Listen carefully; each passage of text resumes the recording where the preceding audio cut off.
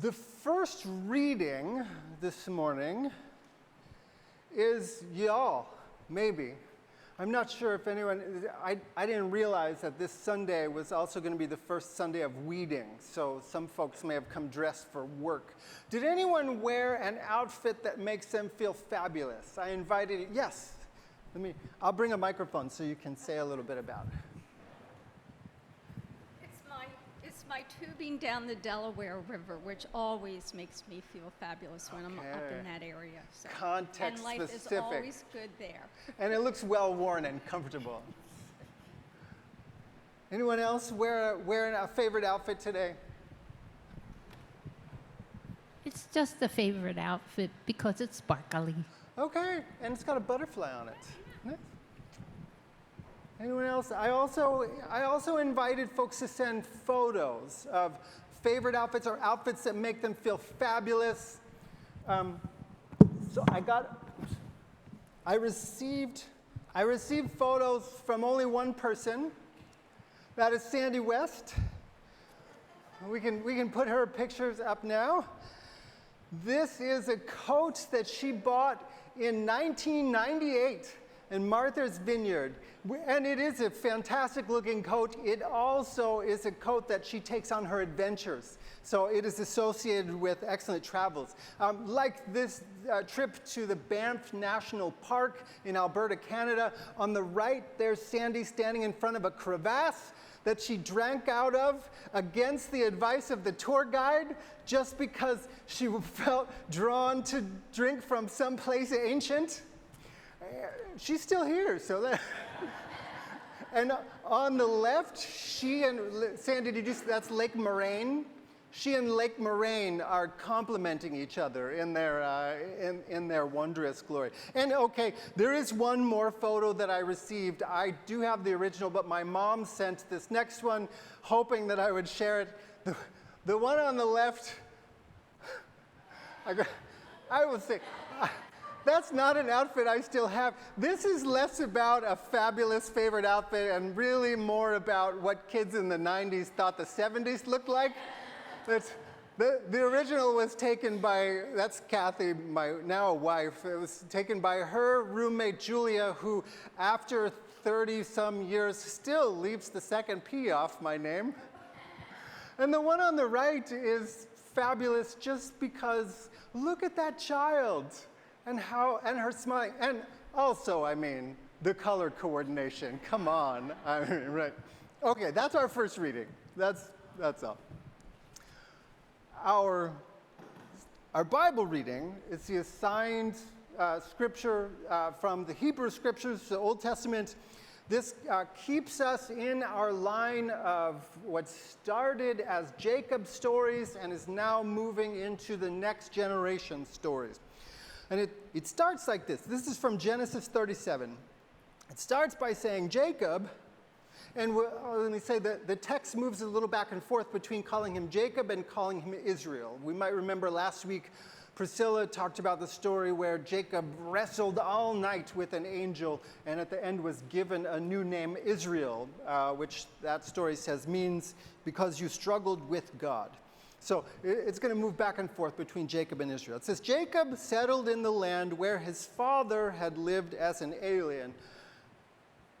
I will just repeat that again about a story of a scriptural figure whose life and narrative is a keystone to the Christianity that would come later. So there's no Christianity without Jacob or without Joseph or without Jacob before him or without Isaac before him. So I'll say this again about this important biblical figure. Jacob settled in the land where his father had lived as an alien. We understand this importance of the Bible, right? Jacob settled in the land where his father had lived as an alien, the land of Canaan. And these are the descendants of Jacob. Then it doesn't give us an actual listing. It did that all before. Now it's just taking us into stories. Joseph, being 17 years old, was shepherding the flock with his brothers. He was a helper to the sons of Bilhah and Zilpah, his father's wives. We'll remind ourselves who they were in a little bit. And Joseph brought a bad report about them to his father. These are his half-siblings. Now, Israel loved Joseph more than any of the other of his children because he was the son of his old age, and he made him an ornamented robe. When his brothers saw that their father loved him more than all of them, they hated him and could not speak peaceably to him. Now, his brothers went to pasture their father's flock near Shechem. And Israel said to Joseph, "Are not your brothers pasturing the flock at Shechem? Come, I will send you to them." So Joseph answered, "Here I am. I'm ready. I'll do what you want." So Jacob said to him, "Go now, see if it is well with your brothers and with the flock, and bring word back to me." So he sent him from the valley of Hebron to Shechem. He came to Shechem, and a man found him wandering around in the fields. The man asked him, "What are you looking for?" And he said, "I'm looking for my brothers. They were here pasturing the flocks. Do you know where they are?" And the man said, "Oh, they've gone away. I heard them say, 'Let's go to Dothan.'" So Joseph went after his brothers to find them at Dothan. They saw him from a distance, and before he came near to them, they conspired to kill him. They said to one another, "Here comes this little dreamer. Let's kill him and throw him into one of the pits, and then we'll say that a wild animal has eaten him. Then we'll see what will become of his dreams." But when Reuben heard it, he delivered him out of their hands. Reuben was the eldest. He said, "Well, let's not take his life." Reuben said to them, "Don't shed his blood. Throw him into the pit in the wilderness, but don't otherwise lay a hand on him," because he intended to rescue him out of the pit and return him to their father. So when Joseph came to his brothers, they stripped him of his robe, that ornamented robe that he was wearing, and they took him and threw him in the pit. The pit was empty. There was not any water in it. And then they sat down to eat. And looking up, they saw a caravan of Ishmaelites coming from Gilead with their camels carrying gum, balm, and rosin on their way to go down and sell and trade in Egypt. And so Judah said to his brothers, "What's it going to profit us if we kill him and let him die there? Let's sell him to the Ishmaelites and not lay our hands on him, because he is our brother, after all, our own flesh. We shouldn't kill him. You probably shouldn't sell your own kin into slavery either." And his brothers agreed. When some Midianite traders passed by, they drew Joseph up, lifting him out of the pit, and sold him to the Ishmaelites for 20 pieces of silver. And they took Joseph to Egypt. That's our uplifting story of the morning. The word of God, thanks be to God. Y'all, this family, if you have ever thought that you had to be perfect in order to be part of God's beloved community, just keep going back to this family's stories. I'll tell you one that's not nearly as dramatic, but it is a little closer to home. This is about my wife, Kathy. She grew up in York, Maine, on the southern coast, with an extended family all around her, many of them on the same block, some of them in town. She and her brother were part of a group of 7 cousins, all on her mom's side. Until the youngest was born, when Kathy was, 7 or 8. Kathy was the only one assigned female at birth, the only little girl at all of the family gatherings, the only little girl in the ebb and flow of daily life. It was like having 5 brothers, which means that she has a certain toughness about her from playing all of the boy games, except for trying to pee her name on the wall under the deck. She stayed out of that one. Christmas was always a full family affair at her grandmother's house next door. And they kept that up until her grandmothers had died, which means that I got to experience some of those holiday gatherings, which by then had 4 generations crammed into a tiny old lobsterman's house. This introvert will neither confirm nor deny that he used his allergies and his need to run next door to check on the dogs strategically to get a little of precious solitude. One year, when Kathy was still elementary age, the then 6 kids all had packages under the Christmas tree that looked to be identical in size. Whatever your take now in 2026 on kids having toy guns, we'll note this is a white family living in Maine in the early 80s. So the kids took turn opening presents as they did. They each opened one at a time from oldest to youngest. Cousin 1 opened up the gift from his grandparents to find a toy rifle. There was much excitement. Brother opens the gift from his grandparents to find a toy rifle. There's much excitement. They're all starting to catch on to the pattern now and the similarities. Next cousin opened up the gift to find a toy rifle. Cousin number 4 opened up the box to find a toy rifle. Finally, Kathy's turn. They handed her gift over to her. The box was roughly the same size, wrapped similarly. She looked at the toy rifles. She looked at her box. She ripped off the paper. And it was a doll. And her mother caught her eye and with clenched teeth through a smile said, "You will not cry. You will say thank you." I don't think the sting was any less when cousin number 6 opened his gift and it was a toy rifle. Look, I know this isn't about favoritism so much as it's about gender expectations and how we recreate them in the next generations. And anyway, Kathy wouldn't tell you this herself, but she was the favorite. I mean, she was adorable and smart, so what's not to love?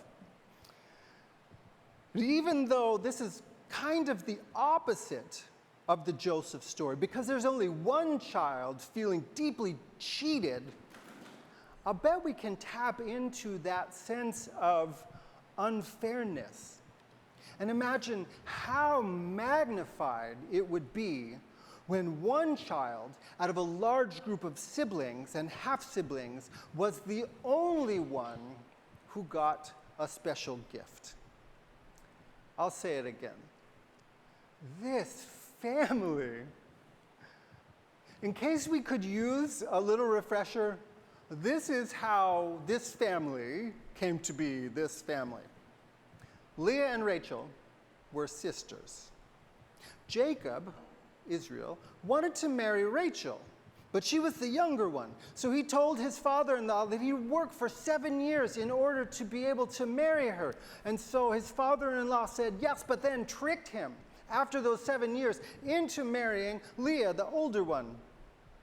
And then he said that Jacob could also marry Rachel if he worked for another 7 years, which he did. With each marriage, the father-in-law also gifted a human being to be his daughter's servant. Bilhah and Zilpah, we heard their names in the reading, they were enslaved women who got passed down from one generation to the next in this whole soap opera. And it gets even soapier from there. Rachel was the favorite wife, but Leah was the only one having children. She had 4 sons before Rachel got so angry and desperate that she told Jacob to have children with her servant Bilhah, whose consent, by the way, we never read anything about. Bilhah then had 2 sons, and when Leah saw this, her jealousy kicked in, so she told Jacob to have children with her maid, Zilpah, and who gave birth to 2 sons. Then Leah herself had 2 more sons and a daughter before Rachel finally had a child, Jacob. There was one final child in this family, but he's not mentioned in the story, Benjamin. Even more than Joseph, he was the child of Jacob's old age. But it was probably too emotionally complicated for him to be the favorite because Rachel died during his childbirth. So we got all that? So here's 17-year-old Joseph, the daddy's boy. And he's got the emotional intelligence of an adolescent who's never seemed to notice that he's treated differently than his siblings. Like how his father confides in him, asks him for reports on the older brothers, and how he gave him a special piece of clothing that was unlike anything that the rest of them had.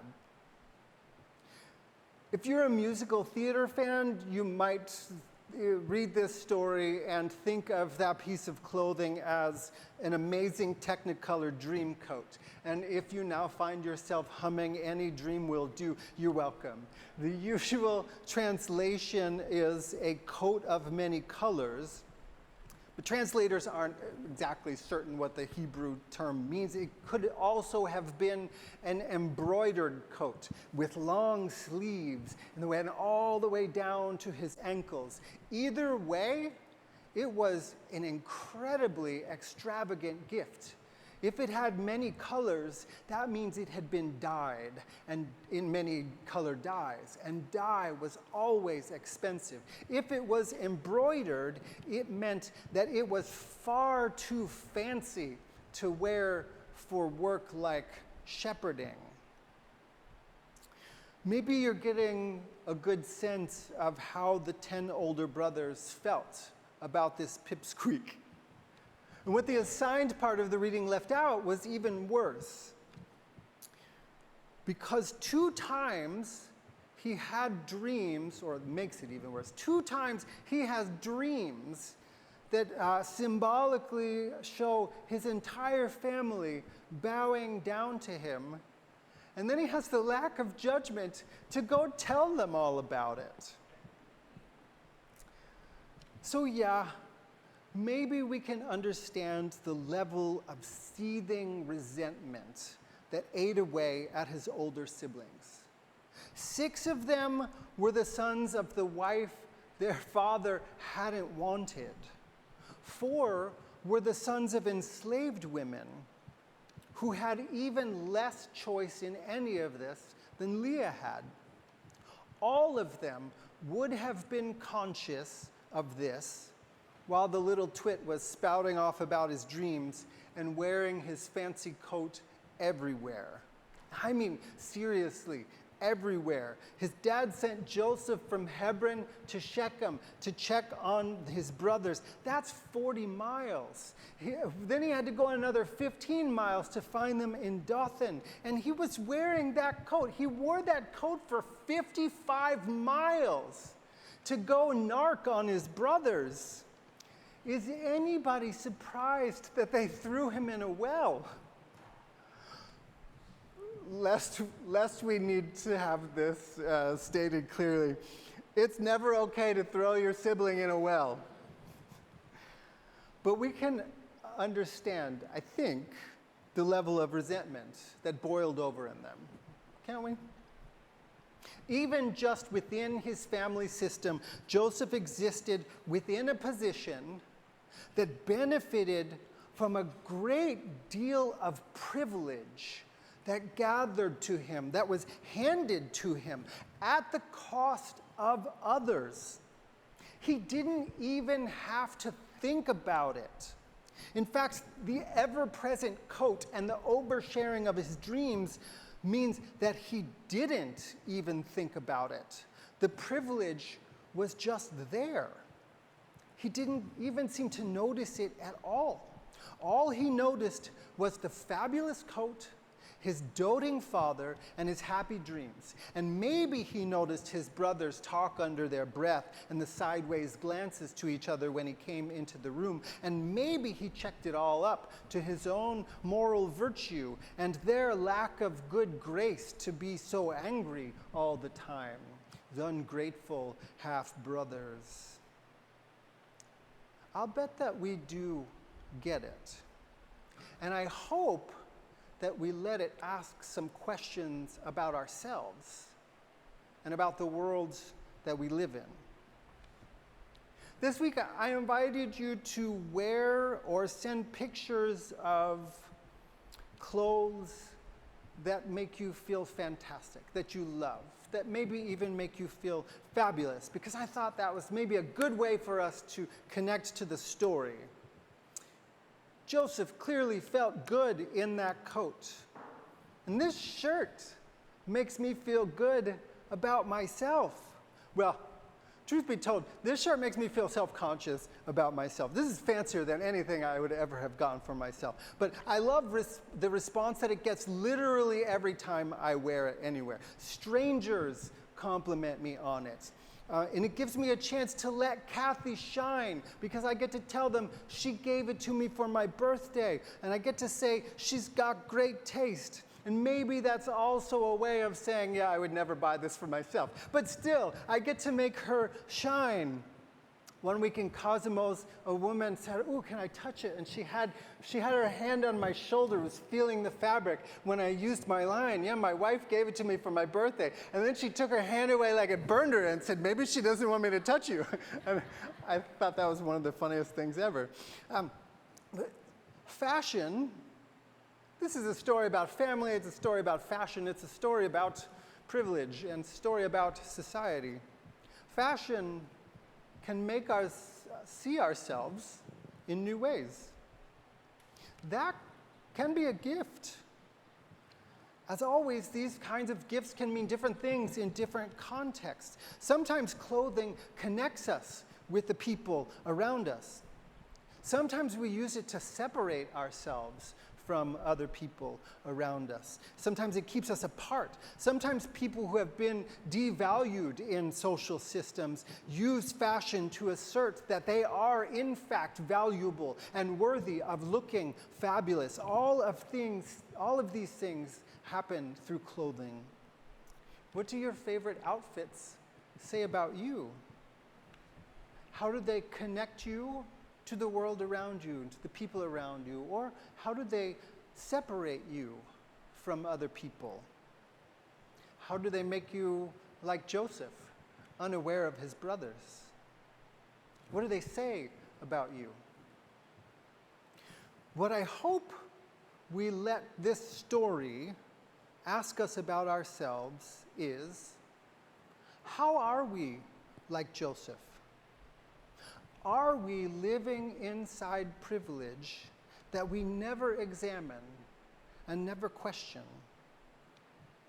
When I read the story and pay attention to the family dynamics of it, I think the problem here isn't so much that Joseph got to feel fabulous, it's that his brothers never did. So maybe your favorite outfit can be a reminder to you, because it's easier to remember this when you feel super comfy and or super good about yourself, that you are God's beloved child. You are. And what a gift that is. And also, what a responsibility it is. Because it means that we need to help create a world where everyone knows in their own being that they too